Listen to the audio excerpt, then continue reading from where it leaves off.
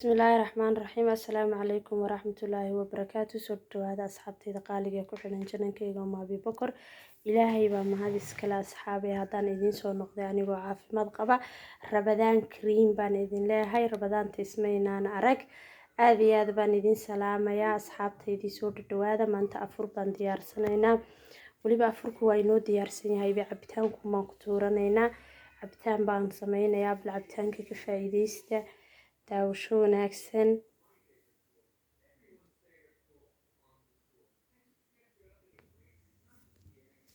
cabitaanka waxaan ka samaysan doonaa strawberry-dan iyo liintan sidii caadada ahayd strawberry iyo liin baan maantana ka samaynayaa daawasho wanaagsan kana faa'iidaysta mar haddii ay rabadaan tahay asxaabay cabitaankan idinka faa'iideynaya waa strawberry-dana wax ma ku daraayo hadduu ilaahay idhaahdo hadda mashiinkan ku shubay waan xasuustay inaan idiin sheego wax ma ku daraayo hadduu ilaahay inoo qadaro caano ma ku sameynayo strawberry quraan shiidanaynaa maadaama ay soontaho la sooman yahay waxaa dhici karta inay cillad kugu sameeyaan caanuhu ama qaras qofka ku kacdo caano cabay isagoo sooman haddii aanay suxuurka ahayn afdurka marka sidaa laajigeed waxaan ku samaysanaynaa uun in yaroo biyo aan ku daray sidaa uun baan ku shiidanaynaa wax caano iyo wax kale ma ku darayo maanta strawberry caadiyaa shiidanaynaa laakiin sharaab waxay noqonaysaa maasha allah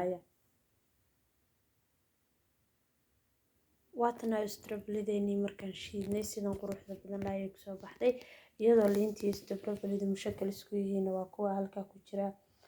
kubaayada aan ku shubay marka intaas baan idinla wadaagay wax kasta oo aniga faa'iido ii leh inaan idinla wadaago oon idinla sheer gareeyo mar horaan idin ballan qaaday asxaabtayda qaaliga asxaabtaygu cusub qalbi furan iyo gacmo furan kusoo dhawaada meel idinka jecel iyo walaashiin joogto asxaabtii hore ila joogtay alxamdulilah waa ku faraxsanahay wallaahi la joogitaankiina aad iyo aad baad u mahadsantihiin muuqaalka like ii saara asxaabtaygu cusub subscribe-ka ii saara waa codsi sii sheer gareeya si uu meel dheer u gaadho muuqaalkani maxaan ku idhaayay baryahan waan iska mashquulay runtii waa kii suuqeeni weynaaye magaalada hargeysa aad gubtay saan murugo ugu jirnay uunbaan waqti maxaan ku dhahay aan u waayay si aan afurka idinla wadaago laakiin waan idinla wadaagi doonaa insha allahu bimillaahi kariim afurkan iyo sidii aan ku diyaariyay saan u sameeyey sambuusaha burka wax walba waan idinla wadaagi doonaa insha allah taasna waa roodhi yaryar furin yaryar weeyaan iyada lafteeda imigaan sameeyey mar dhaweyd iyadana waan idinla wadaagi doonaa sidaan ku sameeyo insha allah bimillaahi kariim marka waan iska warhayn doonaa ilaahayna waxaan ka baryayaa dadkii walaalahay